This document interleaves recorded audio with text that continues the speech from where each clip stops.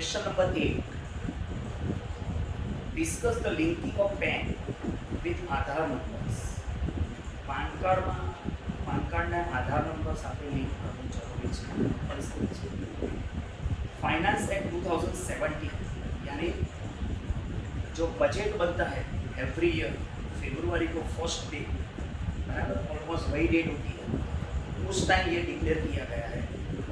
Has inserted a new section 139AA in the Income Tax Act 1961 requiring every person who is eligible to obtain Aadhaar to quote his Aadhaar number while applying for PAN.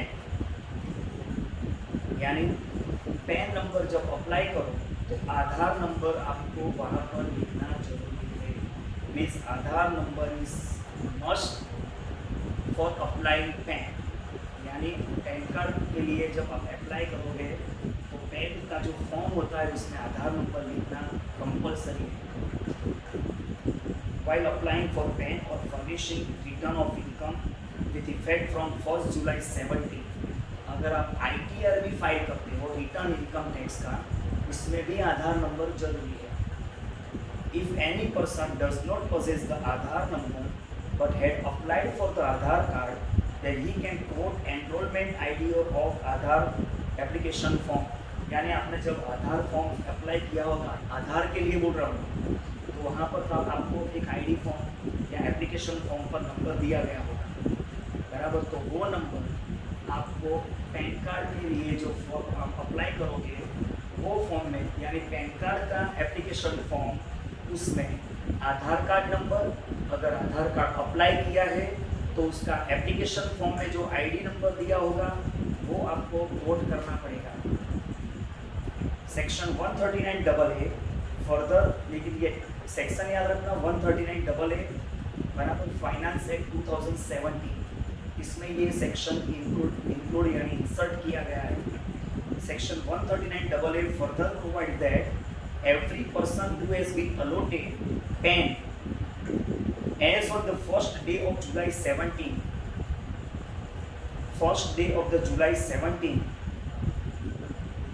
जिसको pan card allot किया गया है 1 जुलाई 17 तक, and who is eligible to obtain Aadhaar number shall intimate this Aadhaar number on or before the date to be notified to the Income Tax Department. यानी आपने जब भी आधार card ले लिया होगा या पहले पैन कार्ड लिया होगा, बराबर, ये 1 जुलाई 17 से पहले आपने मान लो क्या पैन कार्ड ले लिया होगा, आधार कार्ड नंबर नहीं था, लेकिन 1 जुलाई 17 के बाद ये कंपलसरी हो गया है कि आधार कार्ड नंबर आपका पैन कार्ड के साथ लिंक होना चाहिए. तो पैन कार्ड तो आ गया है, आधार नंबर उसके बाद आया है, तो आपको इनकम टैक्स डिपार्टमेंट को ये आधार कार्ड नंबर आपको पहुंचाना पड़ेगा, कम्युनिकेट करना पड़ेगा. The tax in case of the failure to intimate Aadhaar number, PAN allotted to the person shall be made inoperative after the, यानी जो डेट तक बोला है कि भाई इतने डेट में आपको आधार कार्ड नंबर लिंक करवाना पड़ेगा पैन कार्ड के साथ, लेकिन अगर वो डेट लैप्स हो गई, बराबर, उसके बाद आपका पैन कार्ड इनऑपरेटिव हो जाएगा, पैन कार्ड वैलिड नहीं रहेगा जब तक आप आधार कार्ड नंबर उसके साथ लिंक नहीं करोगे तब तक. Consequences for not linking pan with Aadhaar card. अगर आपने पैन कार्ड के साथ आधार कार्ड का नंबर लिंक नहीं करवाया है तो इसकी इफेक्ट क्या रहेगी? कॉन्सिक्वेंसेस यानी इफेक्ट. तो central board of direct taxes which is the highest authority of income tax, बराबर, इनकम टैक्स के सबसे बड़ी अथॉरिटी जो है वो CBDT यानी central board of direct taxes, उसने एक रूल बनाया है, notified the rule under section 114AAA prescribes the manner and the consequences if PAN becomes inoperative. अगर पिन आपका इनऑपरेटिव हो गया है तो उसकी प्रोसेस क्या है ऑपरेट करने के लिए. The rule 114AAA2 provides that where a person whose PAN has become inoperative, बराबर, जिसका पैन कार्ड इनऑपरेटिव हो गया है, वो it shall be deemed that it shall not furnish, intimated or quoted the PAN as the case may be. अगर आपका card inoperative हो गया है पैन कार्ड, तो उसके बाद कहीं पर भी ये पैन कार्ड नंबर आपका कहीं पर भी आप वोट नहीं कर पाओगे, लिख नहीं पाओगे। And shall be liable for all consequences under the act for not furnishing, intimating or quoting the pen, and you will be liable, बराबर, क्योंकि आपने कहीं पर भी पैन नंबर अप्लाई नहीं किया है और कोड नहीं किया है तो आपको पनिशमेंट भी हो सकती है, बराबर। आपका अकाउंट्स इनऑपरेटिव हो जाएगा, बैंक में भी कुछ भी कॉन्सिक्वेंसेस हो सकती है। तो normally however the person can reactivate his PAN by subsequently intimating, कहीं पर फ्यूचर में आपका आधार कार्ड नंबर लिंक करवा दो, अगेन आपका पैन कार्ड रीएक्टिवेट हो जाएगा। How to link Aadhaar number with PAN? आपका आधार कार्ड नंबर पैन के साथ लिंक कैसे करोगे? तो फर्स्ट वन इज एसएमएस करो, सेंड एसएमएस यानी टेक्स्ट मैसेज ऑन 567678 और 56161 पे from your registered mobile number in the following format। आपको ये फॉर्मेट से एसएमएस करना पड़ेगा आपके रजिस्टर्ड मोबाइल नंबर से। UID PAN space 12 digit Aadhaar number space 10 digit PAN number. Example UID PAN, आपका पैन जो है 1 2 3 4 5 7 जो भी है, बराबर, EPO 1 2 3 4 E यानी आपका आधार नंबर, उसके साथ ये पैन कार्ड नंबर अटैच करो, लिंक करो, एसएमएस ऑनलाइन। अगर आपको ऑनलाइन करना है तो by visiting website of PAN service providers www.teamnsdl.com और www.utisl.com, उसकी वेबसाइट पर जाओ, क्लिक करो button link Aadhaar to PAN, ऐसा एक ऑप्शन दिया गया होगा, वो क्लिक करो, which will direct you to income tax website. वो आपको इनकम टैक्स वेबसाइट पर डायरेक्शन देंगे how to link. By visiting directly the E filing website, आप डायरेक्टली वो इनकम टैक्स की वेबसाइट है ई फाइलिंग www.incometaxindia.efiling.gov.in, ये वेबसाइट पर जाकर भी आप डायरेक्टली लिंक करवा सकते हो। पेपर मोड यानी hard copy, file 1 page form along with the minimum fees with the designated pan centre, जो पैन सेंटर से इनकम टैक्स डिपार्टमेंट्स के, बराबर, तो जो ये लोग उन लोगों ने डिसाइड किया है, डेजिग्नेशन दिया है जिनको कि पैन सेंटर्स ये वैलिड होगा, तो वहाँ पर जाकर एक फॉर्म, उसके साथ एक नॉमिनल फीस पे करनी होती है। Copies of the PAN card, उसके साथ डॉक्यूमेंट्स क्या लेके जाना है, पैन कार्ड की कॉपी एंड आधार कार्ड की कॉपी, क्योंकि PAN and Aadhaar are interchangeable for income tax purpose. यानी अब पैन कार्ड के साथ आधार कार्ड लिंक है, अगर आपने आधार कार्ड नंबर दिया तो पैन कार्ड नंबर उनको पता चल जाएगा, उसके बाद अगर आपने पैन नंबर दिया तो आधार कार्ड नंबर उनको चाहिए तो फिर वो मिल जाएगा, क्योंकि दोनों एक दूसरे के साथ लिंक हो गए, यानी it can be interchange. Section 139A of the Income Tax Act 1961 prescribes various conditions under which an assessee is required to obtain PAN। चलो, अलग-अलग conditions है PAN आपको obtain करने के लिए। He needs to mention his PAN in all the communication with the Income Tax Department and while entering into specific financial transaction। अगर आपको कोई बैंक के साथ ट्रांजेक्शन करने हो, बराबर, या गवर्नमेंट के साथ कोई भी इनकम टैक्स डिपार्टमेंट के साथ कॉरेस्पॉन्डेंस करने हो तो आपको कंपलसरी पैन कोट करना पड़ेगा। However, there can be situations where a person entering into high level transactions such as purchase of foreign currency, आगे आ गया था पॉइंट 50,000 या 2 लाख से ज़्यादा, और huge withdrawal from bank does not possess a PAN।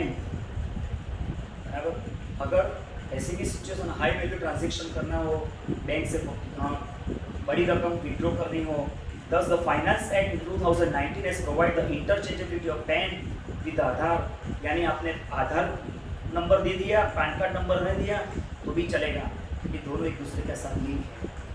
It has been provided that every person who is required to furnish or intimate or quote his PAN under the income tax and who next has not been allotted a PAN but possesses a Aadhaar card may furnish or intimate or quote his Aadhaar in lieu of PAN।